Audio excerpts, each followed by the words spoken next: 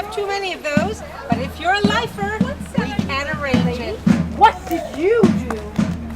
Welcome to Vienna Central Prison. Let me show you to yourself. Would you like a panic cell? How about a room for you? What did you do?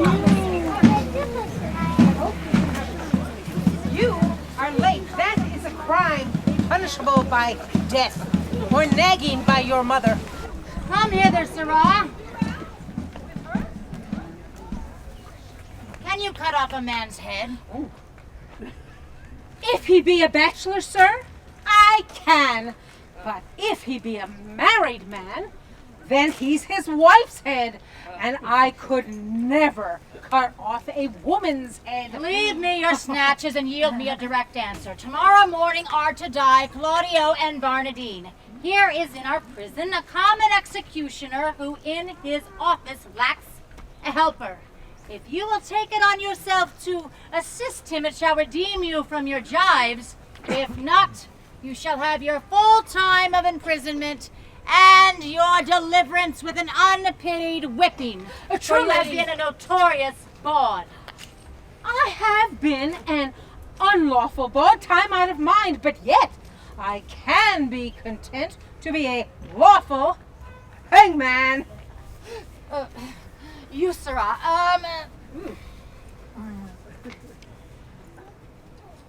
here is a fellow who will help you tomorrow in your execution.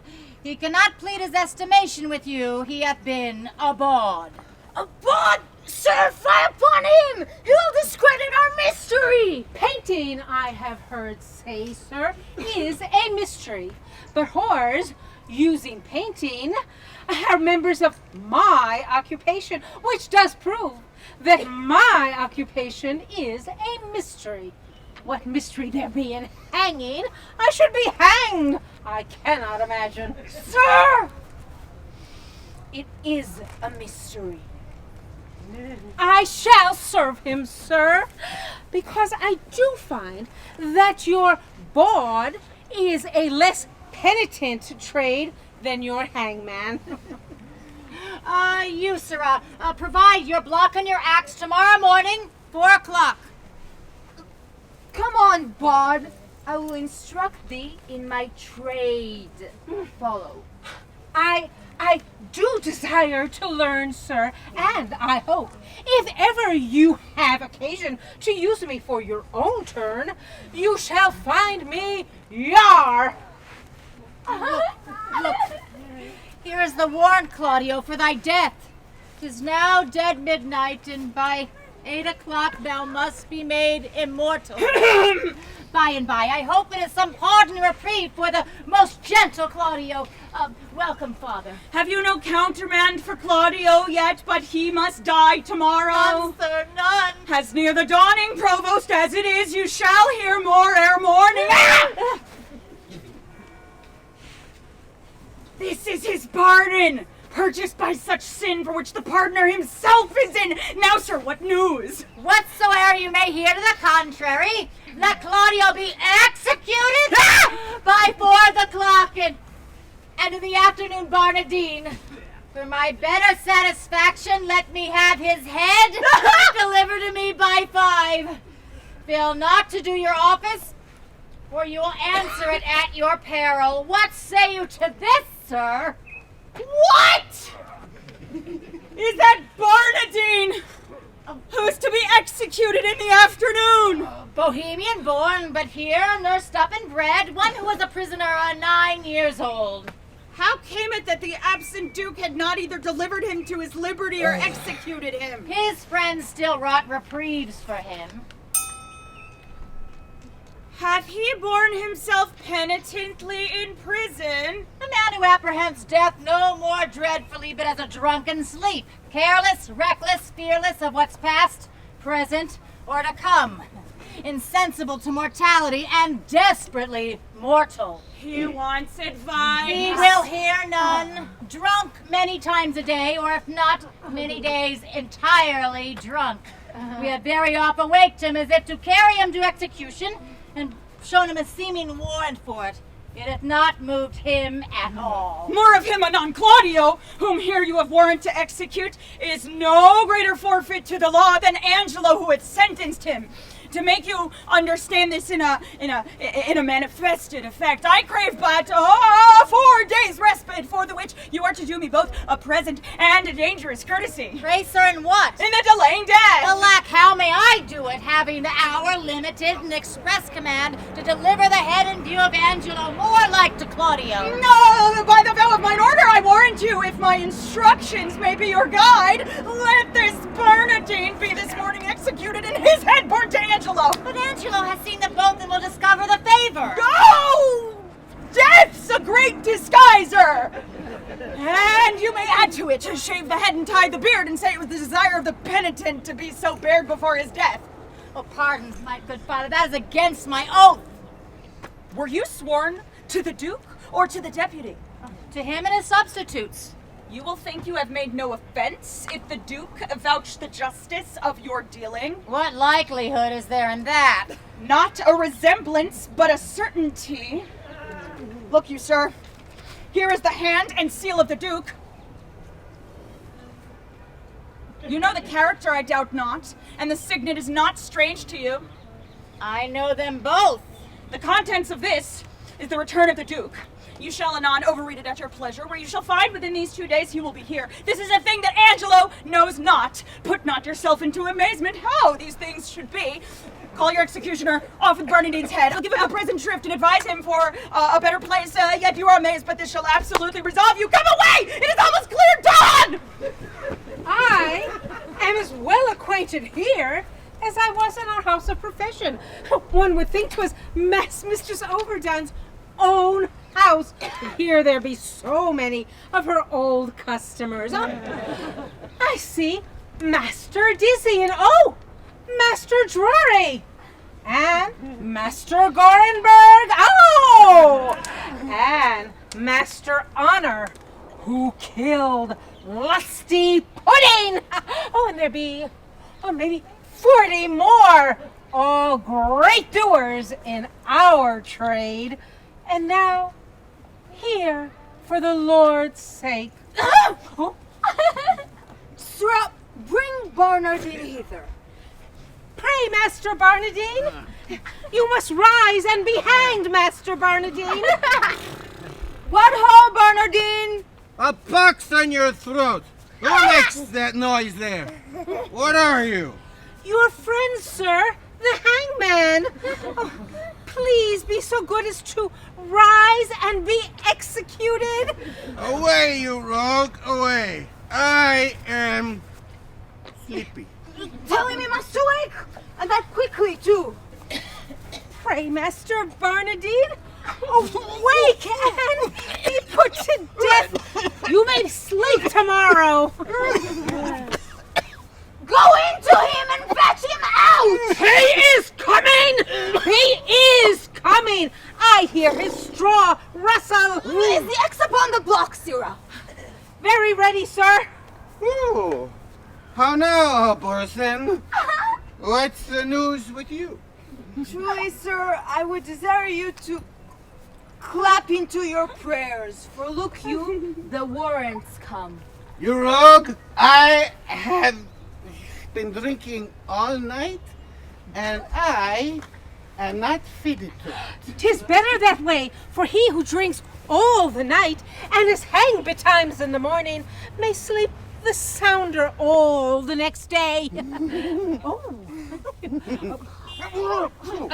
you, sir! Here comes your ghostly father. Do it just now, think you. I am come to advise you, comfort you, and pray with you. Friar, not I. I have been drinking hard all night, and I will have more time to prepare me, or they shall beat out my brains with billets. I shall not die this day. That's certain. Sir, you must, and therefore I beseech you, look forward on the journey I swear I will not die today for any man's persuasion. But here Not a word! If you have anything to say to me, come to my ward. Thence will not I today. Now, sir, how do you find the prisoner? Creature, unprepared, unmeet for death, and to transport him in the mind he is were damnable. Now, good father, here in our prison, there died this morning of a most cruel fever one Ragozine, a notorious pirate, a man of Claudio's years, his beard and his hair just of his color. What if we omit the reprobate until he were well inclined, and satisfy the deputy with a visage of Ragozine more like to Claudio? Oh, 'tis an accident that heaven provides! See this be done, and sent according to command, whilst I persuade this rude wretch willingly to die! This shall be done, father, and presently, but Barnadine must die this afternoon, and how shall we continue Claudio to save me from the danger that might come if he were known alive? Let this be done. Put them in secret holds, both Barnadine and Claudio. Quick, dispatch, and send the head to Angelo. Now will I write letters to Angelo. The provost, he shall bear them, whose contents shall witness to him that I am near at home, and that by great injunction I am bound to enter publicly. By cold gradation and well-balanced form, we shall proceed with Angelo. Here is the head!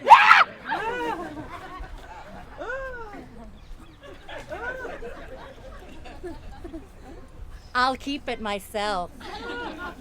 May the swift return, for I would commune with you of such things that want no ear but yours. I'll make all speed. Peace, how be here? The tongue of Isabel.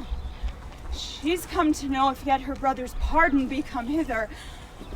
But I will keep her ignorant of her good, to make her heavenly comforts of despair when it is least expected. Good morning to you, fair and gracious daughter. Better given me by so holy a man.